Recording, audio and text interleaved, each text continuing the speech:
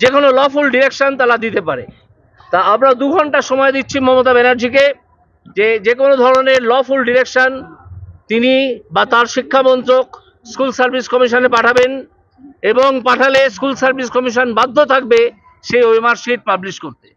যদি এই OMR sheet তারা পাবলিশ না করেন এবং এই ধরনের ডিরেকশন যদি না আসে, তাহলে আমরা ধরে নেব আপনারা ওএমআর শিট পাবলিশ করতে চাইছেন না, কারণ আপনারা স্বচ্ছতার অভাব এইটাই চান, স্বচ্ছ হতে চান না।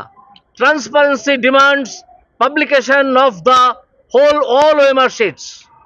আপনারা স্বচ্ছতা চান না, আপনারা যারা চাকরি কিনেছে তাদেরকেই রক্ষা করতে চান, যারা সৎভাবে এই যে ভালো ছেলেগুলো চাকরি পেয়েছে তারা যে রাস্তায় বসে আছে তাদের পক্ষে কোনো কাজ করছেন না। আপনি কি নিয়ে তাহলে, আপনি অন্য অনেক ছাত্রছাত্রী আছে যারা রিভিউ অ্যাপ্লিকেশন নিয়ে সুপ্রিম কোর্টে যেতে পারে, যারা তাদের কথা বলতে পারে, আপনি সেই কথা বলায় বাধা দিচ্ছেন কেন? ওএমআর শিট আপনার পৈতৃক সম্পত্তি নয়, ওএমআর শিট রাজ্য সরকারের কোনো ব্যক্তির পৈতৃক সম্পত্তি নয়, ওএমআর শিট ছাত্রছাত্রী যারা ক্যান্ডিডেট ছিল তাদের সম্পত্তি, তাদের সম্পত্তি আপনি আজকে ওয়েবসাইটে আপলোড করবেন না কেন? এটা আপনাকে করতেই হবে। আমরা আপনার পদত্যাগ দাবি করছি।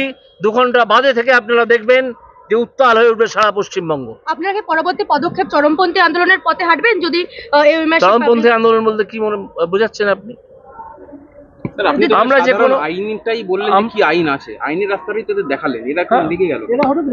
এরা কেন রেগে গেল সেটা ওরা বলতে পারবে, আমি তো জানি না। এদের মধ্যে কি এমন কেউ আছে যে অশান্তি সৃষ্টি করছে? আপনি হ্যাঁ, নিশ্চয়ই নিশ্চয়ই এদের মধ্যে নকশাল, এসইউসি এবং সিপিআইএম এর কিছু দুর্বৃত্ত ঢুকে পড়েছে, তারা চেঁচাচ্ছে।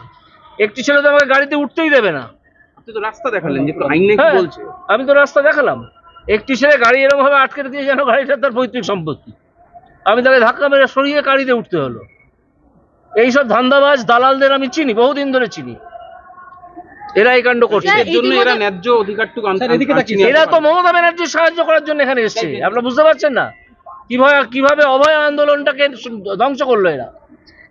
এই আন্দোলনটাকে ওরাই তো ধ্বংস করেছে, যেন যে কোনো আন্দোলন ওদের মনোপলি। এদের মনোপলি নয় কোনো আন্দোলন, মনোপলি হচ্ছে সাধারণ মানুষের।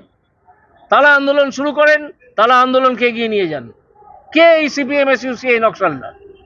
স্যার, ব্রাত্য বসুর বৈঠকে একদলকে ডাকা হলো, একদলকে ডাকা হলো, সে তো ওদের তাবেদার সংগঠনের কিছু লোককে ডাকা হয়েছে। এখানে যারা বসে আছেন তাদের কাউকে তো ডাকা হয়নি। কেন ডাকা হয়নি?